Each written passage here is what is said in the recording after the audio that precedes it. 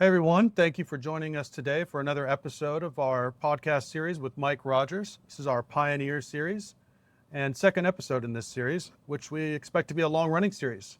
So continue to subscribe and follow for upcoming episodes as well. Today we're going to be talking about adapting traditional techniques for the tropics and subtropics. We're going to explore how traditional bonsai techniques that were developed in temperate climates need to be modified or reinterpreted for success when applied to tropical and subtropical regions, especially in places like Florida. Many of us learn bonsai through Japanese books, video, and teachers. But trees and seasons they're working with are often totally different from ours, especially here in the subtropics and tropics. Today we're going to be unpacking what needs to change when you're doing bonsai in Florida or anywhere that's tropical or subtropical. Most of the foundational techniques in bonsai, like defoliation, candle cutting, dormancy cycles, were developed in places with clear seasonal rhythms and long periods of dormancy. That's just not what we get here in Florida, right? It's different. We have a very long growing season, and for tropicals, so that could be year round. So Mike, what are some of the kind of traditional techniques developed in Japan that don't translate well to our climate here in Florida? Well, repotting for one. Some of the tropicals that grow really fast, they have vigorous root systems. You pretty much have to repot them twice a year rather than just once a year. Up north in Japan, they let trees go for 3, 4, 5 years. You can't do that here. Even trident maples really need to be repotted every year. They have a very vigorous root system, and if they go into summer pot bound, you're not going to be able to keep them watered over the summer because it's just too hot. And if it's hot and dry, they're not going to do well over the summer.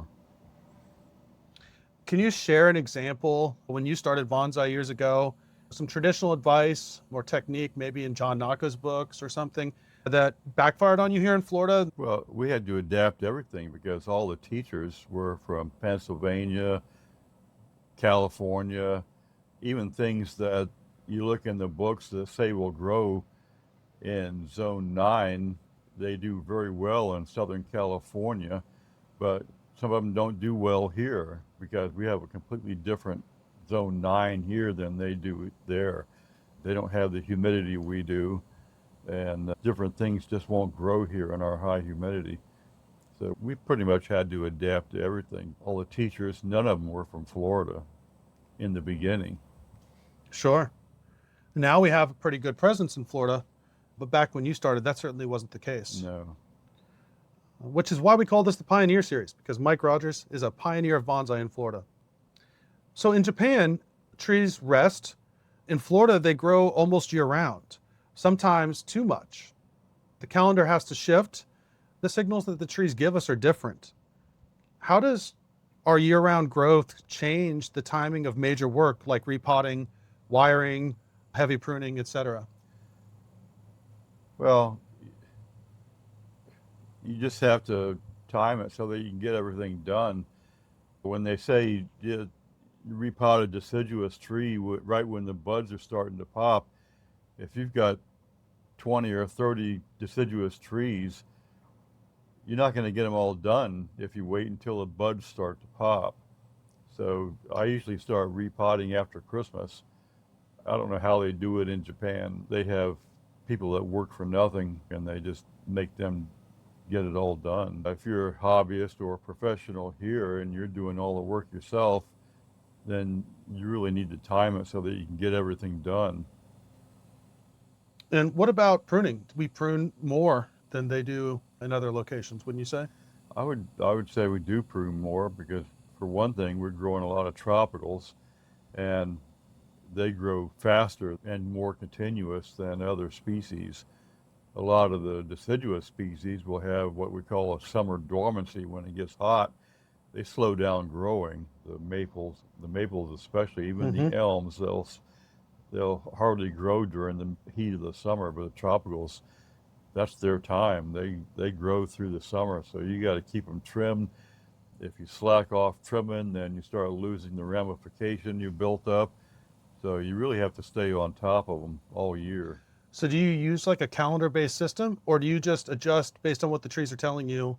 You pretty much have to use a calendar-based system on pines and junipers, azaleas, things like that. But tropicals, I just do what's needed when it's needed, which is the same as you do all with the other species. You do what's needed when it's needed, but when you're growing tropicals, you need to work on them all year continuously. And how do you approach winter in Florida, especially with tropical trees that never fully slow down if they're in a greenhouse, but also with other species that grow a little bit differently or may grow during a longer period of winter than in other locations? Well, you just stop fertilizing the deciduous and the conifers. I fertilize junipers during the winter because they don't like the heat here either that much, and they grow better actually in the wintertime here because up north the junipers go dormant and they'll even change colors. They'll get ambers and purples and blues when it's real cold, but here they like the cooler weather. Mm-hmm. Most junipers are from upper elevations and it never gets as hot as it gets here in the summertime. They like the coolness. A lot of things, like junipers, really start taking off in October here. Sure. And it's not just when we work, but it's also how we work, right? In humid climates, wounds heal differently, right? And wood behaves differently with dead wood. And even sap flow, right, can put a wrench into things here in Florida. Do you use any different tools or techniques because of our climate, like different cut paste, wound treatments, or wire types? I don't really use the paste that you apply because they dry out and they flake off. I pretty much use the things that come in like a toothpaste tube, the liquid that don't harden. Anything that hardens is going to dry out here and just flake off, so you'd have to reapply it. Like the putties. Yeah, the Yeah. putties, I don't use those. Some people like them better, but I find that they dry out and flake off, and you have to reapply it. And if you don't have time to be on top of stuff like that, it's better just to use something like the Keenol or other things that are more liquid that don't harden. The Keenol does not harden. It stays more like a rubbery consistency, and it will stay on there until it heals over. Yeah, Keenol is probably the best paste if you have a lot of trees and you're not going to be able to get back to check to see if paste needs to be reapplied. Especially here in Florida, if this wound's going to be in direct sunlight, exposed to harsh elements, Keenol will stay on. Yeah. And you don't have to worry as much about checking your cut paste and reapplying. So that's a big advantage of Keenol. What about wire? I believe you use aluminum wire almost exclusively here, right? Because of the speed of growth? Yeah, the only time that you would use copper wire here is if you're preparing a tree for an exhibit and you want to wire it and not have the wire be obnoxious. Otherwise, the wire doesn't stay on long enough to make it reasonable to use copper wire here. So I use aluminum. Yeah, and I encourage folks here to do the same, because if your wire is going to stay on for months or maybe a year on a juniper, the slower growing species here, you're constantly reapplying the wire. I apply wire to some of our species 2 or 3 times a year. That's going to become cost prohibitive, Yeah. right? To continue to buy copper wire, which is expensive at that price. Now, up north, they'll leave wire on trees for years and years and years. Yeah. So it's not such a cost to apply copper wire when you're going to use it for that long of a period of time. But if you have to reapply frequently, like we do here in Florida, it really does add up. The costs do add up.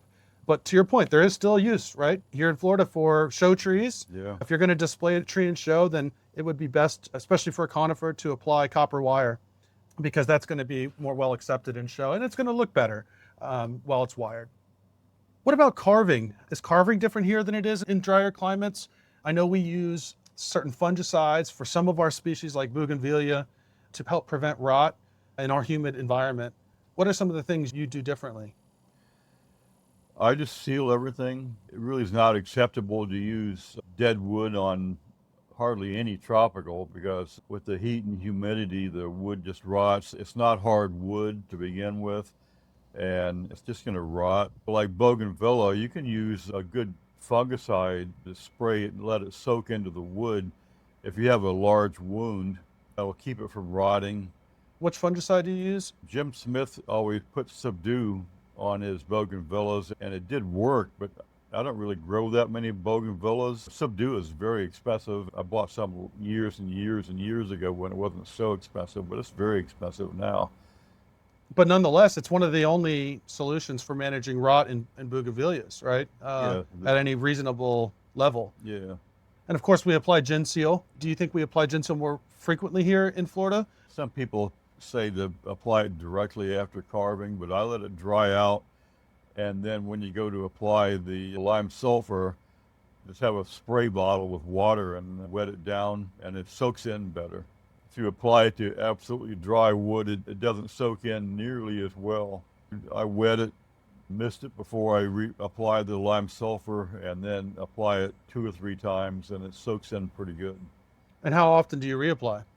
At least once a year. You don't really need to do it more than once a year, I don't think. If you're going to show a tree, you can spruce up the dead wood with new lime sulfur, but you'd have to do that a month or 2 ahead of time to let it cure.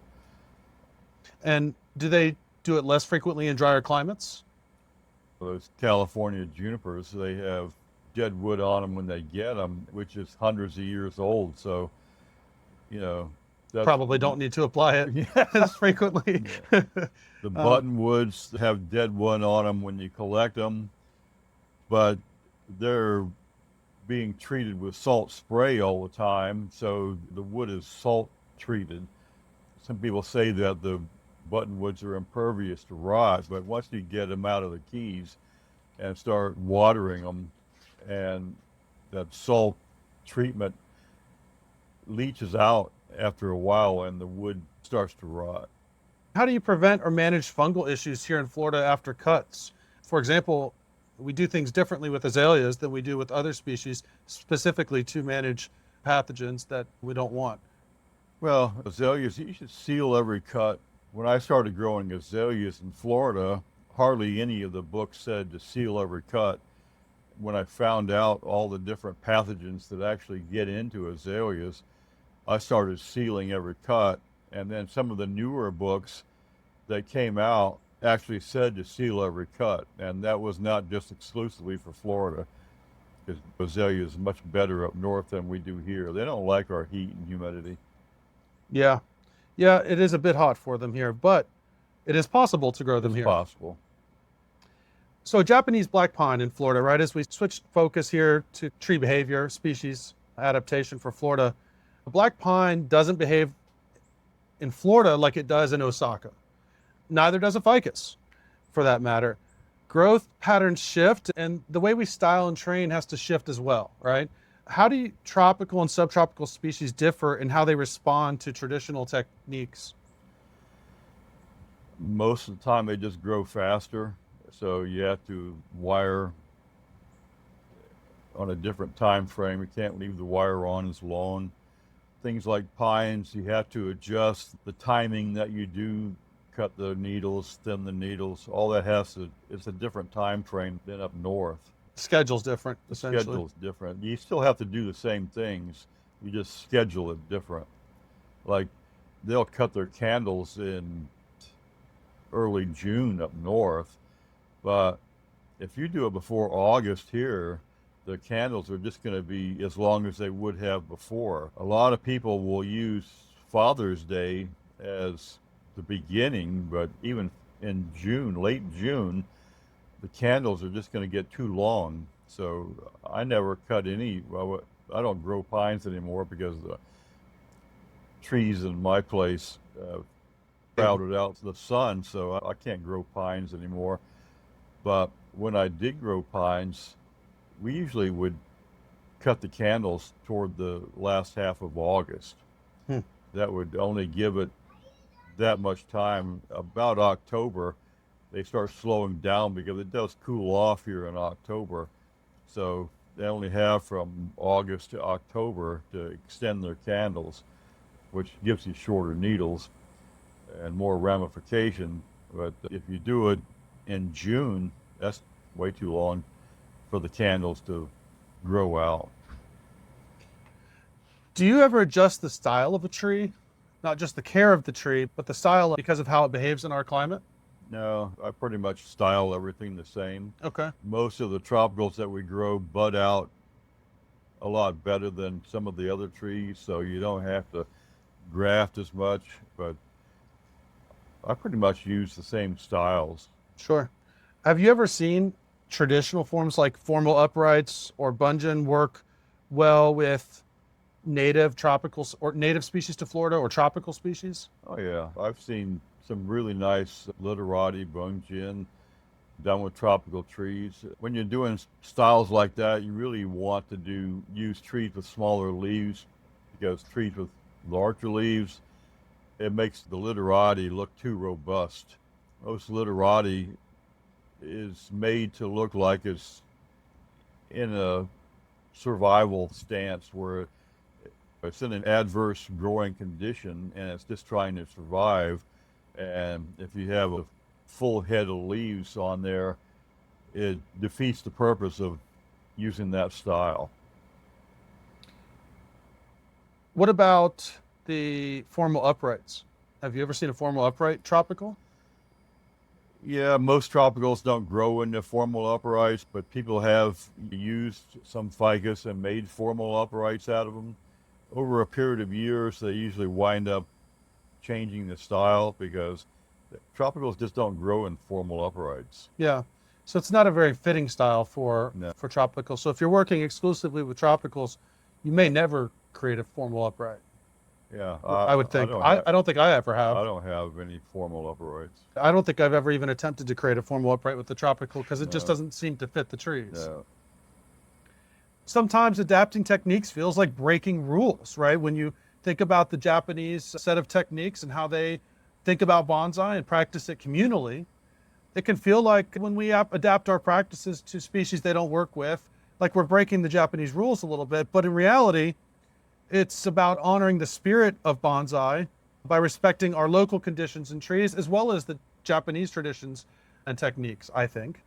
Do you think American bonsai, especially here in the South, is starting to develop its own identity? Well, people are getting better at it, and there were a lot of people, I'm not going to mention any names, but there were a lot of famous people up north that in the beginning, they didn't even consider tropical trees as bonsai. I think most of them have changed their tune now. You can put a tropical in the national show and it's accepted, but it Wasn't always that way. wasn't always that way. Interesting. And how do we strike the balance between learning from tradition and evolving our own regional approach based on climate and species? We adapt some of the styles. None of the trees that grow up north will grow into a ficus style. So ficus have their own style, and we adapt, try to make a tree look like it would look in nature with that style. Some tropical trees will grow like a broom style, which you can train them into that. Most of the trees are grown semi-informal, informal upright, because that's the way they grow. Sure. So I think some of the key takeaways would be that doing bonsai in Florida has some differences, right? There's some things that are different than what you might see in other locations, both in terms of species, but also care, even of the same species. And in styling, right? Another key takeaway would be that you don't have to throw the baby out with the bathwater, right? You can respect Japanese traditions and styles and apply those to your local climate and trees with some minor adjustments, right? If you ever have questions about how to care for your trees in a climate like ours, please always feel free to reach out. And thank you, Mike, for this episode of the podcast. It was a great time and great information. And for those of you listening, would love to hear your feedback. If you disagree with something, please feel free, let us know. We're always happy to learn more. If you've had different experiences in our climate, we'd love to hear about it. Or if you just thought it was great and useful, please drop us a note in the comments. And if you enjoyed this podcast episode, please click the subscribe button to get notified of future episodes upcoming, which are coming soon. So thank you guys so much, and we'll see you next time.